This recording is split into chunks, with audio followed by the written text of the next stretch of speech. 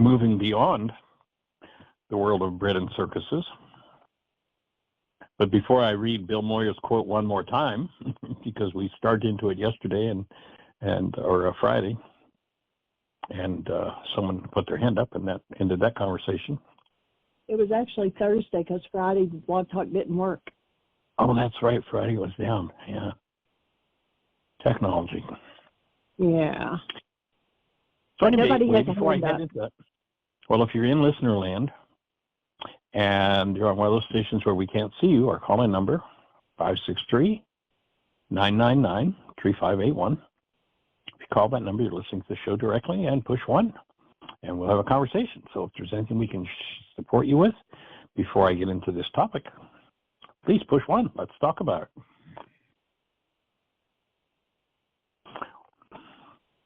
So I had completed the show, one of the shows last week, with a quote. We're talking about this whole process of what healing looks like and how we tend to get stuck in the addiction to the culture, drugs, alcohol, adulterated foods, so-called foods. Many people have no clue that you can't grow food on dirt. You have to have soil. And most people don't know there's even a difference. And we wonder why we're at a place where this is the first generation in American history where their children will not have the life expectancy of their parents. And it's pretty trackable, pretty traceable. So the addictions, fear, hostility, entertainment, busyness. And Bill Moyers from NPR done a lot of really awesome work over the years. Had this to say when he was looking at or doing a summation of the challenge of really living a human life. And he says, I hear an almost inaudible but pervasive discontent with the price we pay for our current materialism. And I hear a fluttering of hope that there might be more to life than bread and circuses. And of course, bread and circuses are a reference to the traditions where the kings and leaders knew, or so-called leaders, probably more properly called users in many cases, knew that if you kept people's bellies full and gave them entertainment, then you could slip over just about anything on them. So with this work, we're moving in the direction of hopefully expanding an understanding of what self-care looks like, self-healing, and how to bring your unconscious mind into conscious awareness, remembering that quote. It's just so simple and so powerful from Carl Jung. Until the unconscious becomes conscious, it will direct your life, and you will call it fate. So recognizing that the unconscious dynamics in each one of us is what directs the process of our lives. Go back into the ancient scriptures, and they said, take care of the heart. And that word heart in the Aramaic language, there was no word for unconscious directly. Take care of the heart, for out of it are the issues in life. I mean, exactly the same conclusion as this brilliant psychiatrist 2,000 years later. You have a hand? Oh, great. Let's say hello. It is Bob from Australia. Hi, welcome to the show. Welcome, young man. How do you be? A very good question, and one that in recent weeks has been much on my mind. Okay. Yeah, I just that was one of those taglines that Spike Milligan used to use. No, Harry Seacombe used to use a lot in the Goon shows. So I can't claim it's an original statement, but how I am is how I love the Goons. They were brilliant. Yeah, how I am, it's 3:10 in the morning, and that bleeding I talked about last time has stopped. And also I've been in conference with other sort of naturopaths and my osteopath and stuff, and confirmed what I, confirmed my conclusion that it was just all part of the healing process. So yeah, it's just so nice to know that I'm not on my own, because You know, if I talk to this about this, my approach to other people, they think I'm mad. But well, Yes. if I am, if I am, I'm in the best club in town, I tell you. Right. Well, I know several people who've been working through the same issue that you've worked through and have had great difficulty in finding someone with the laboratory backup that would help them to track their process, because they're like, oh, well, you can't heal yourself. You have to have what we have. I know my brother went through that. He went through a totally natural approach, and they told him he was in a condition where, you know, he had 2 years at most if he didn't do, you know, the most radical things they could do. And now, about 12 years later, he's, you know, kind of just walking on, healthy and well, still carrying prostate cancer around, but not with no ill effects. He still leads an extremely active lifestyle, and he's been around the sun a few times. And so, you know, we can do that. He was fortunate at one point. He felt like he needed to have some more lab-type documentation. He did find a medical doctor in Canada that said, I don't believe in a damn thing you're doing, but yes, ethically, I have to support you, so I will help to, you know, keep tests going, and did give him some good guidance and advice, you know, somebody in that field that really was attuned to healing rather than just locked into treatment. Yeah, well, what gave me added strength was the realization that the Western medical model is just 180 degrees away from the truth. And how I decided that was, you know, in 1984, I was diagnosed with chronic depression, and I was told by many psychiatrists and many psychologists that it would be a life sentence.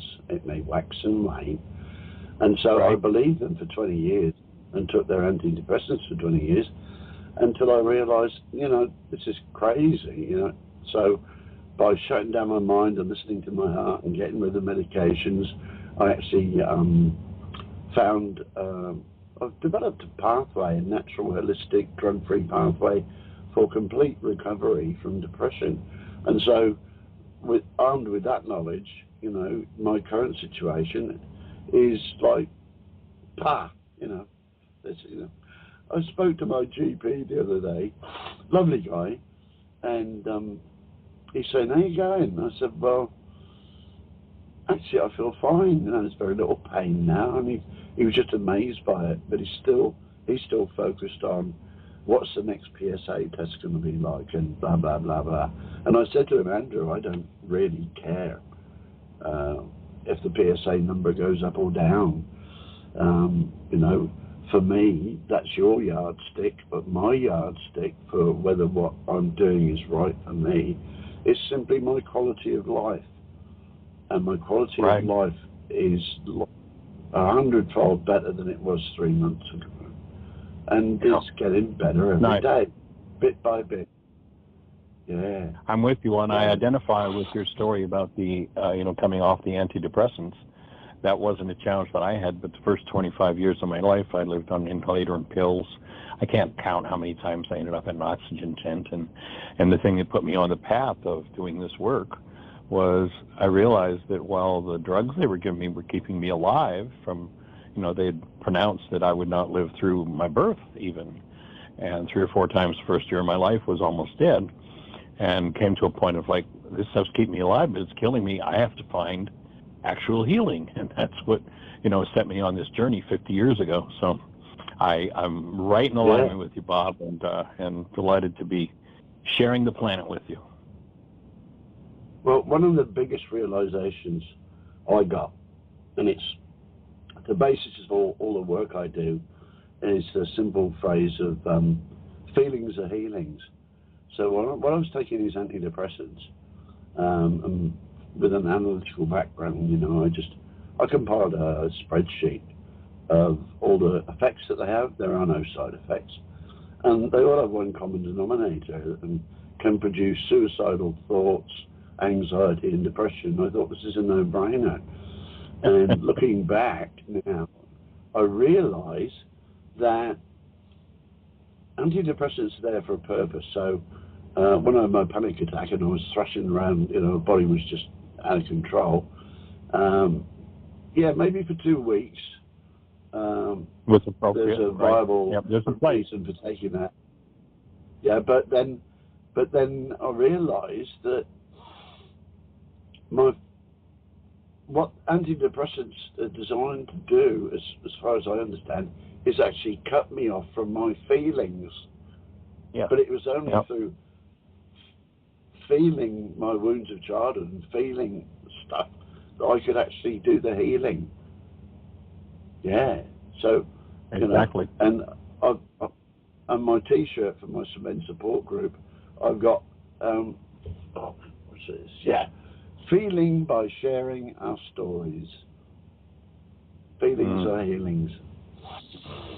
Yes. Nothing like community. You guys are such an oasis in a desert of insanity. Thank you so much for having me in your family. Well, we're delighted that you're here and breathing with you and healing with you. Yeah, I love breathing. I'm trying to get really good at it. It's a pretty important key.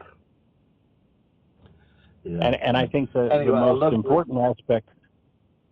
Go ahead. I think I'll love you and leave you because my body's just going all nice and warm and sort of just about to collapse. So love to you all, and I'll speak to you again soon. Have a great show. All right. Rest and blessings. Bye. Take care.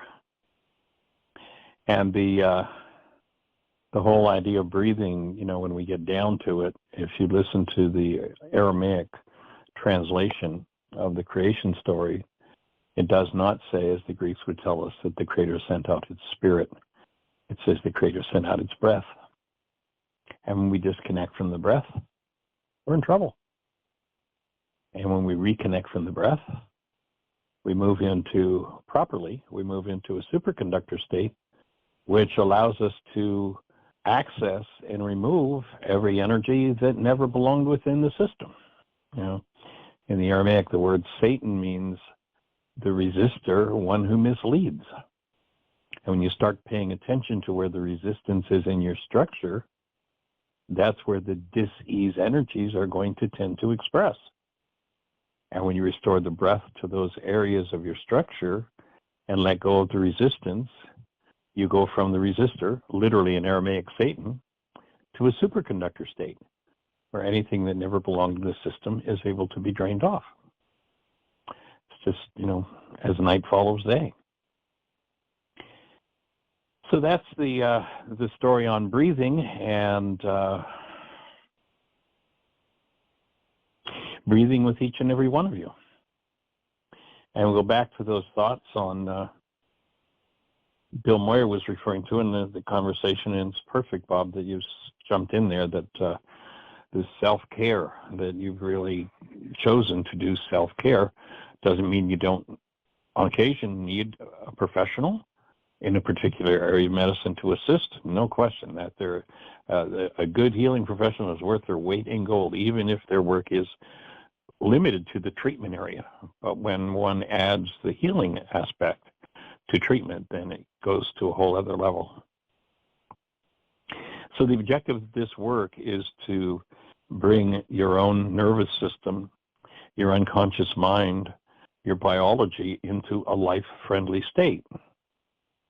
And that's not a skill that the average mind has ever heard of, let alone been taught. If you have perspectives and insights, tools, and methods that will improve or add to what we're offering, we'd love to hear from you. And we're here to engage the process, to teach the tools, and of course in teaching them, I love what Richard Bach says, we teach best that which we most need to learn.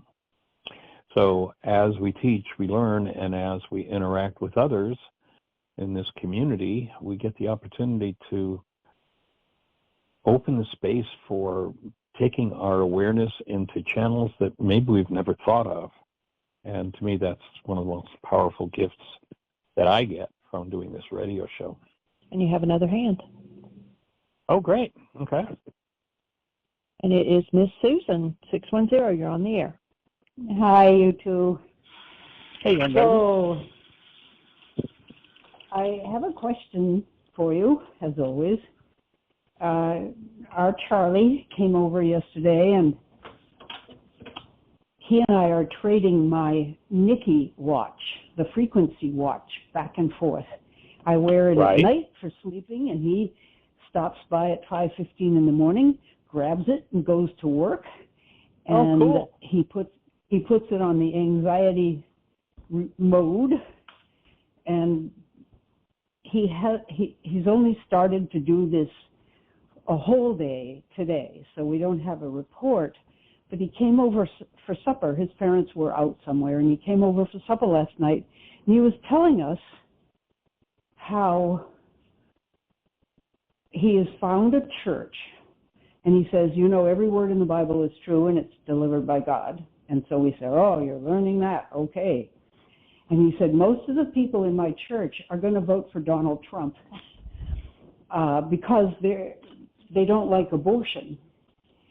And I said, well, how do you feel? What are you going to do? And he said, well, I don't think abortion is good, and I think it's a very important issue, but I'm going to vote for Harris because I just think there are too many other things that aren't good about. Anyway, we're going on like that, but what he's falling back on is these people know that the Bible is true, all of it. And I don't know what to say. I don't argue with him because he's brand new at his faith. I wondered what you would say. Well, I guess the starting point might be, you remember the little story that I tell about the fellow from Russia that wanted to come into a workshop, and one of the people in the community was a translator of Russian into English and English into Russian, one of the best in the world. And I talked to them and let them know that this fellow wanted to come from Russia and do a week-long workshop series with us. And so if he would house the guy, pick him up at the airport, translate for him, and get him back to the airport. And he's like delighted to do that. Yeah, I know this. And at the end of the week, after we've had time with this fellow and had time to hang out and really enjoyed it, I asked him, the fact that I don't speak any Russian, I asked him to make sure this guy knows that I think he's really cool. Yeah. And so he turns to the Russian gentleman and says, Michael thinks you've got a low body temperature. And so is what he said true? Well, it's an accurate translation of my words, but is the meaning there? Mm-hmm.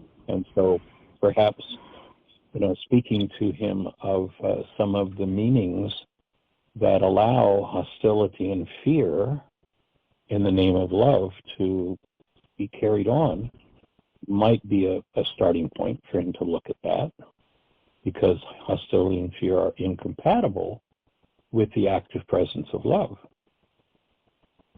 And to start to move into perhaps a deeper level, like, that one passage we've spoken of before where Yeshua says to those who come to him saying, well, I cast out demons in your name, and I did this, and I did that, and I did that.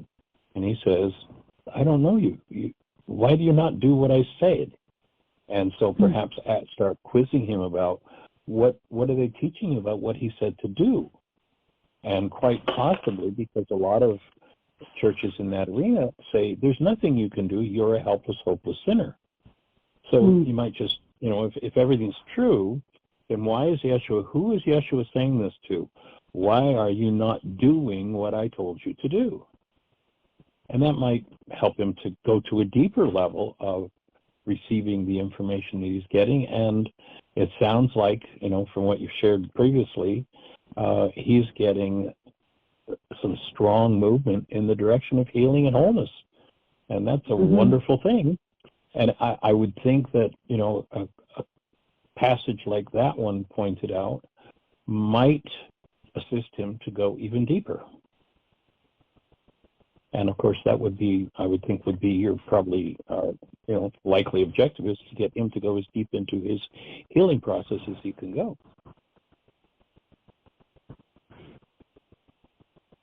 I don't know if I'm going to do a very good job of that, Michael. You did very well telling that, and I will remember, especially the low body temperature thing. That's a great story. But just print that simple passage out where Yeshua says, "Why are you not doing what I told you to do?" And this person proclaims all the wonderful things they're doing in his name. Yeah. Which, but if you're doing something in his name that's based in hostility or fear, you're not doing it in his name at all, because in the Aramaic language, in his name means after my method, or after the way I'm telling you to operate. And what does he say the first order of business is? You got to keep love active in your mind.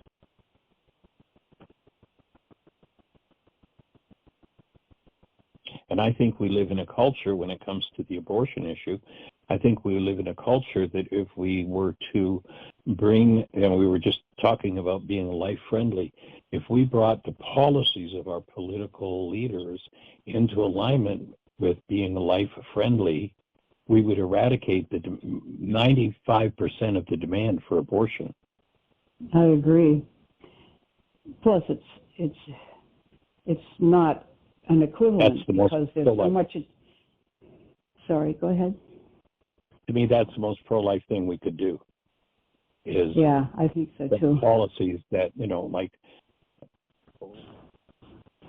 bring people to life instead of make of them slaves and servants.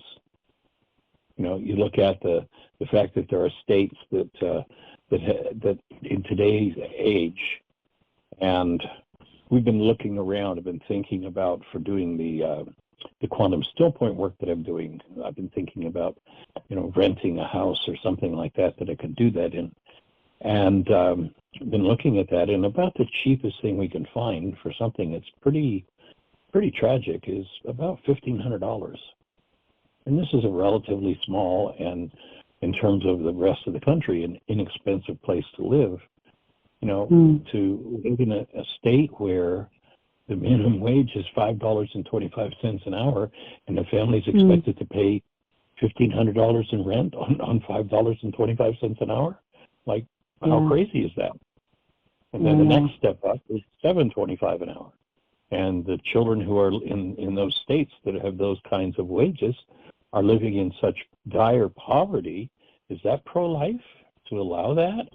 My take and that's is, why they can't have a baby. They can't afford a baby, so they have to not keep it. Yeah. And also the educational process. Kids who aren't well educated tend to become pregnant earlier, and all of those things, the things that create a demand for abortions. If we had life-friendly policies across the board, we could actually probably, again, eradicate the need or the demand for 95% of abortions. And I'd certainly be in support of that, 2,000%. Oh, absolutely. Yeah. The confusing thing to me is Charlie will say, these are really nice, very loving, very good people. But they're going to vote that way because of that issue. But they're very loving. And he's got a girlfriend who belongs in this. She's not at that church because she lives somewhere else. But right. It's all very strict and black and white at this point. And so, anyway. I don't even know how to ask my questions. When somebody has someone by the fear, it's a tough thing to break through. Yeah. Especially if there are generational patterns of fear. And, that would be another thing to point out to him, the hundreds of times that the scriptures that he's tapping into, hundreds of times say, fear not, fear not, fear not, fear not, fear not. And if there's preaching that's going in harmony that's fear-based, why is that happening? I mean, somewhere the conflict needs to be pointed out. The challenge of pointing out that conflict is the old John the Baptist syndrome. You know, kill the messenger, take the head off of the messenger, because fear-based preaching tends to keep people in attack mode whenever their stress goes up, i.e. when anybody questions the fear-based mode of teaching. In the name of a scripture that, I mean, at least the legend is, and I don't know how accurate it is, but they say that there's a fear not, one for every day of the year, 365 times. I don't think that's literally actually accurate, but that's what in many circles people say. So why is the preacher standing up there raging and screaming and terrorizing people in the name of a book that is literally word for word true, and hundreds of times says fear not, you know? But when you are the one who confronts that, you know, remember John the Baptist was called the raving maniac in the desert. And there's a reason for that. The desert is a code word for the unconscious. And remember, he was the forerunner of the Christ. Everybody who's going to have the mind of love awaken in them is going to have to meet the one who can bring up the raving in their own desert, in their own unconscious. So they have to meet a John the Baptist. You just need to be careful because, as you've heard me say before, there are two very important skills that John had not developed. He did not know when to duck, and he did not know when to hold the mirror up. When you start confronting someone's fear-based beliefs, the terror and trauma and rage that's going to come out of their mouths and be pointed at you can be pretty heavy-duty. Yeah. Even from the most seemingly loving people. Yeah. Right. So you have to be careful how you step. I think what I need, or what I think I need, besides what you said, is I need to go back and read the Bible, find out, and pull out some contradictions, you know, because there are tons of them, but I can't pull them out because I don't. My take is that it probably, one of the things that just pulling out contradictions might do is shatter him in what he's tapping into that obviously is lifting him up right now. It may not be his ultimate solution, but it's lifting him up. So you want to be careful about shattering it, but gently getting him to be able to go deeper. To me, the idea would be to go deeper and say, well, you know, if Yeshua says, why are you not doing what I told you to do to people? And when he has that conversation, he says, get out of here, I'm not going to proclaim you. What is it he says to do? Let's look at what this book that's word for word, literally true, says to do. Oh, you need to be loved in the presence of your neighbor. Oh, and you know, start looking at those things and perhaps deepening. And then that, of course, ultimate thing that we're focused on is that you must forgive from your heart those errors in your mind that you've projected on your brother. Yeah.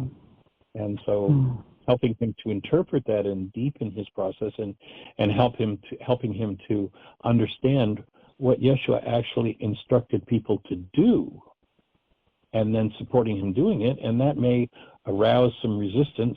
I don't know anything about the particular community he's in, but I know that many fundamentalist-type churches, their whole thing is, you're a hopeless, helpless sinner. There's nothing you can do.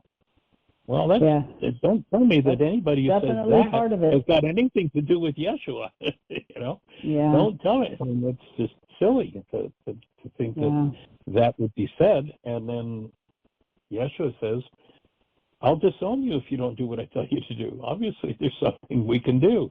And the key to it all is, you know, to me, it's been a life of study and work on applying tools and offering them to people in a way that they can use them.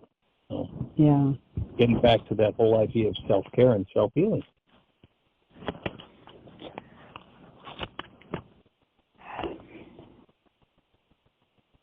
So holding the space for that conversation for you guys.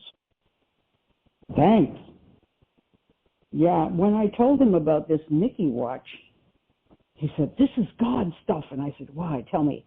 He said, I woke up and I said, I need something new, a new approach to my anxiety. And then you call me, Orb, and you're telling me about this watch.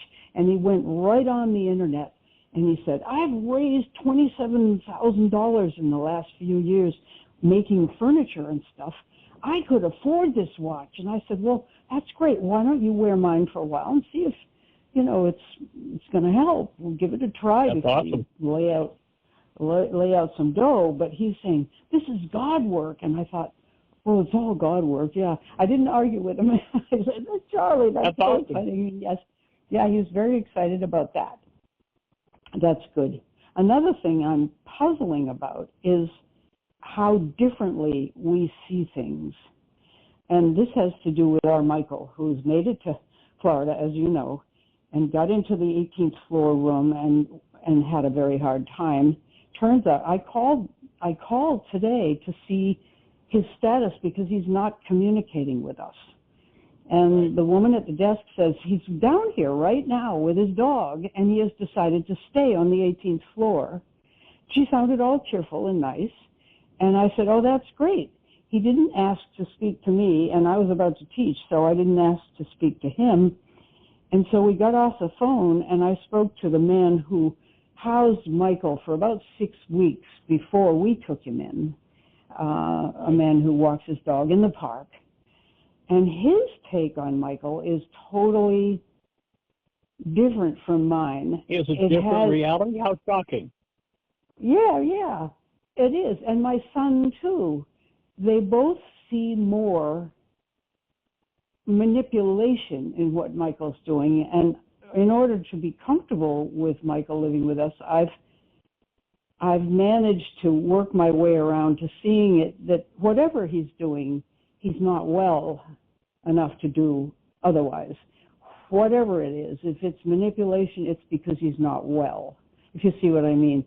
If you say someone isn't well, then you're giving them a wider margin of permission or acceptability or something. But I've just been puzzled. Okay. My take, what I hear you saying is that you've opened the spiritual faculty of compassion. And when you add that to what the intellect does, a lot of what the intellect has to say just melts. With the rational mind says, well, I can prove this. Okay, so you can prove this, and this. So what? What would compassion say to do as opposed to what would a rational, intellectual mind that has unresolved hostilities and fears do? Well, that's nice. I have tons of those too, Michael. I'm not trying to, oh my God. I mean, it's a daily, you've been moment by moment. And you've been processing them. You've done a lot of work in that arena.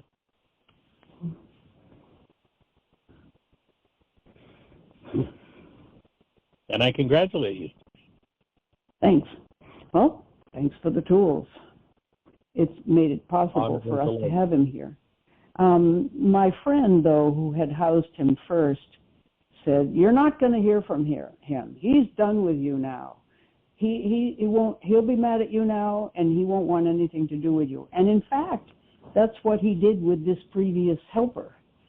He said a few awful things about him because that helper didn't want him to stay with him, had to have him out.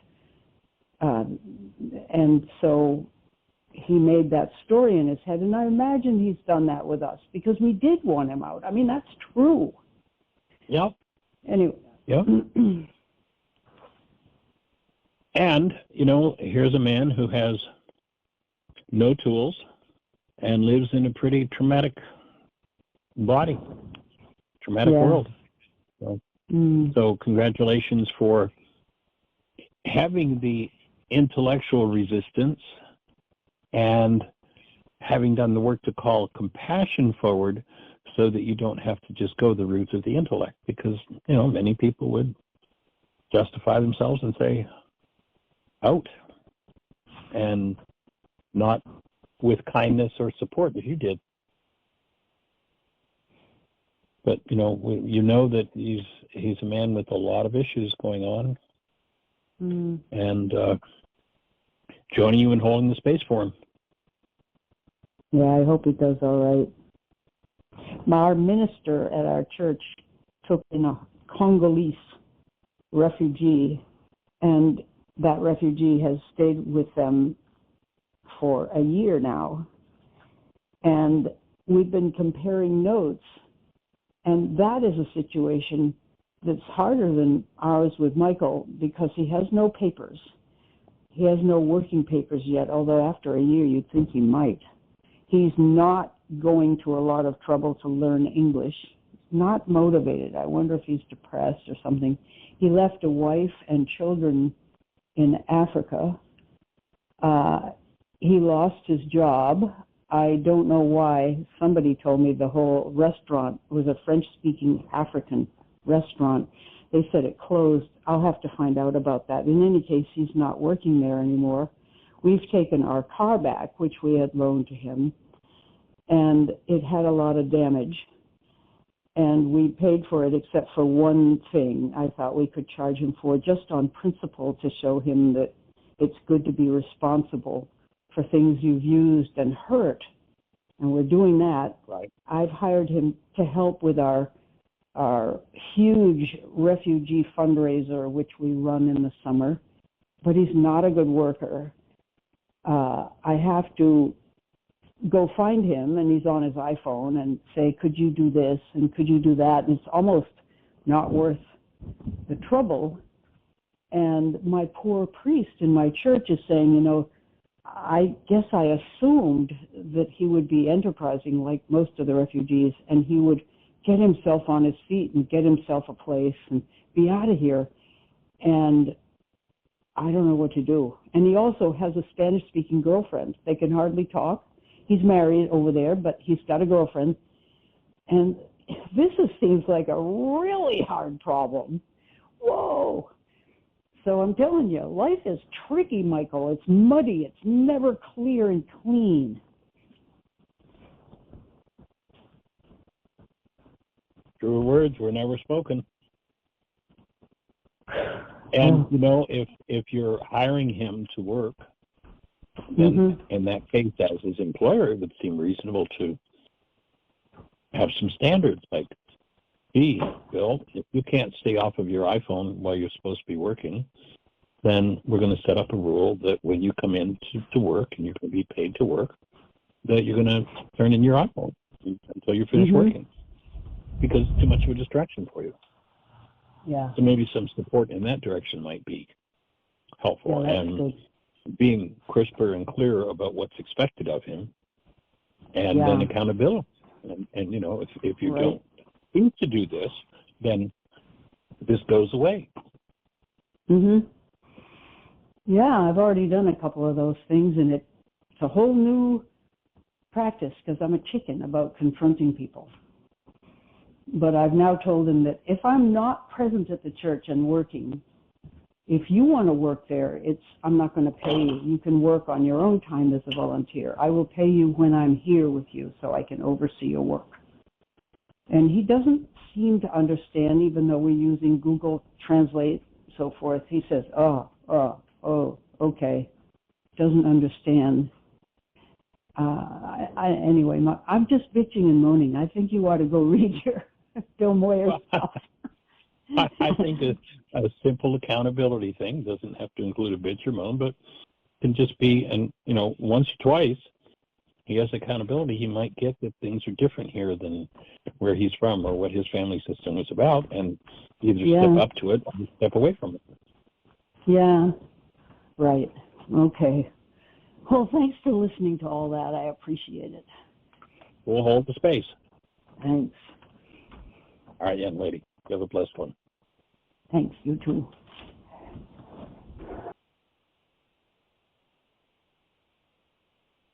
Miss Jeannie? Do we have anybody in the phone queue with a hand up or anything else happening in the chat room? We do. Great, And it's let's go for it. Miss Julie, 541. You're on the air. Hey, how are you? Hey, welcome, young lady. I'm rocking, doing well. How about you? Good.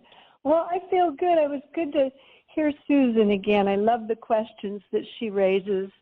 And so I have some responses. May I? To Please, her go for question? it. Yeah, because I just got done writing it down as she hung up, so I must be ready to communicate what I was understanding. You were talking in the beginning, before she asked her question, I'm trying to recall, about life and how nice it would be if we were really pro-life in the whole sense of the word, and provided situations where people could actually affordably live and raise their families. That was sort of a context, right? Right. And okay, and she's talking about her grandson, I think is his name, with the Mickey. Yeah. Okay, I remember from other conversations. So there's two things when you go into the Christian community these days, there's two things going on or more. The person who is coming into the community has been seeking with willingness to correct something in their lives. And so it's well and good to be welcomed in and taught.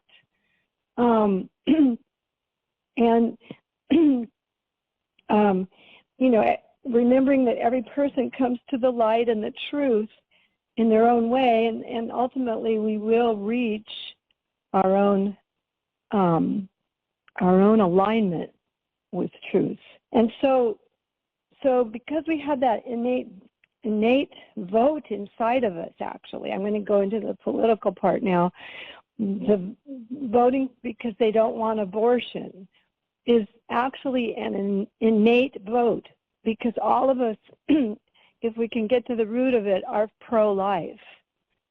It's just that that innate truth is being manipulated into getting votes when really there's a deception going on about the agenda that those voted in politicians will be fulfilling. And that's where we have to look further. So a person like her grandson and others who may be for the first time approaching with willingness and an open heart and to really see the way of the truth needs to be supported also, that's already their innate truth of being to begin with, and they're remembering and restoring it rather than letting themselves be propagandized. And these words are all coming. These words are coming out all different from how I exactly wrote them, but because it's That's just cool. like so hard to read.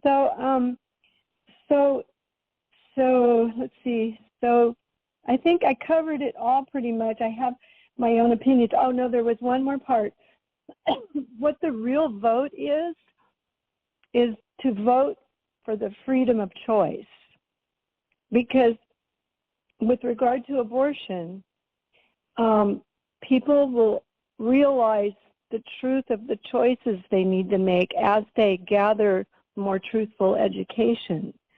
And there's no way when you are pro-life and you know it that you won't choose from there unless others are trying to manipulate your vote. So I hope people are understanding. But what we really have is, as from the freedom of choice, is what we need is the freedom and choice for affordable living for all people to raise their families. And if that's taken care of, there won't be that reason, that negative reason for them to feel they have to do an abortion. Right. You know, and this is only one aspect. Huh? Yeah.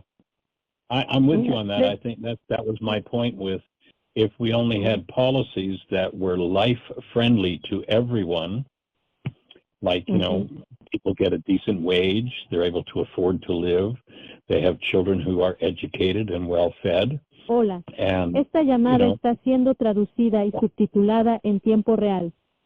Go ahead and now. What happened? I touched something on my phone and I got Spanish. Oh, okay, I don't know who that was, but anyway. I don't know. So yeah, what I think we need to be voting for is true policies that are about life. And what is life but the presence of love? And so compassion, abundance, and livelihood that's reasonable and supportable for everyone. Yeah. Yep. And then and that will eradicate. I think if every state were truly pro-life, that is, that it wasn't just about birth. If you look into the whole slaver mentality, slavers loved women having babies. In fact, they had, isolated islands and such. There were islands off the coast of, I think it was South Carolina or North Carolina, where they had women set up who were baby machines, and they had one or two men that would be forced to go on that island and impregnate every woman on the island. That was, we need babies. That's wealth. And they made sure that enough babies were born that it didn't matter if they took care of them. A good percentage could die, but that didn't matter. They had the cheap labor that they wanted. And today, there's very much in what's called the pro-life mentality is really it's really pro-birth. Let's have lots of babies, but who cares if we take care of them? So what if 25% of the state that was involved in having Roe versus Wade overturned is number 50 out of 50 states for child well-being. The number of children starving and the infant mortality, the maternal mortality is horrendous. More women died in childbirth in America in 2022 than any year in American history. Where is the pro-life? That's a bigger picture than pro-birth is. Slavers loved to have lots of babies, but they didn't take care of them. And if you look at, states that are paying $5.25 and $7.50 an hour, they don't want to take care of those babies. And you'll notice that many of those states today as well, they're looking to water down and destroy child labor laws so that those kids can be forced to go to work for less than the $5.25 to $7.25 an hour that their parents are forced to work for. There are several states that are working to pass legislation to eradicate child labor laws so they can put those babies to work as soon as possible. Yeah. And that's not pro-life. But the people who are passing those kinds of policies into effect in their states are the people who are screaming loudest about being pro-life. And that's just the way it is. So I think we need to be educating. I think a lot of people don't understand the nuance of that. And of course they're pro-life. It wouldn't be, take care of the babies. But take care of the babies goes a lot more, goes beyond just to the point where they exit the womb. Then there's a whole lifetime of care that needs to be, including education, including university, including all of those things. So I'm with you on that. It's definitely time for a big wake up. Yeah, and, or brainwashing. Like when you get them that young, you just turn them into your convenient slaves. And I think that's a little bit to do with the immigration issue. They don't want immigrants. They want to make their own class of controllable, with our mindset, of slaves with the United States. Well, I would hesitate to talk about they, because they is us. There is no they and us. They're just us. And some people choose to engage in and create policies that are truly pro-life across the board, and some don't. And I'd hesitate to put a them or us label anywhere there. Just everybody's going to self-identify. They're going to be self-referent. Are you pro-life? Well, what do you do? Things that support life, like all the way through this child's life, or not? And so, and it takes work. You look at the one of the points that's often made in the so-called pro-life movement is, well, there's so many babies that want to be adopted. Well, do you know that it costs an average of at least $75,000 to adopt a baby? How many people out there who are adopting babies? It's like, there's a lot of nuance that needs to be looked at, and definitely it's time for each of us to be in contact with what real aliveness is in ourselves, and then support that which creates aliveness in the world for everybody. That's right. So, Michael, we're on the same page, it seems to me, and may I just read what I wrote for maybe the listeners? And if you want to correct me, I understand that's okay with me, because I may misuse language a little. But, sometimes different ways of saying things. I have Susan's grandson in mind a little bit as he begins his Christian information gathering experience in his evolution of his life and love that he is. So, can I read it? Go for it. Okay, thank you. Got it. Okay. So it's sort of an outline, but it should make sense. So the innate vote for life is being manipulated for a hidden deception or agenda. Quote, we need more humans so as to have a greater labor source, for example, to compete with China, as slaves with benefits, quote unquote. These are my quotes and what came through over the last month. Yeah, right. Slaves with benefits. And it has nothing to do with pro-life. Beware of the underlying objectives. Study the whole picture and how it is presented. Is it presented with love or hostility? And then the second point, each person comes to the light and truth in their own way and ultimately will reach their own ethical decisions as according to their, and this came through, according to their evolutionary willingness alignment.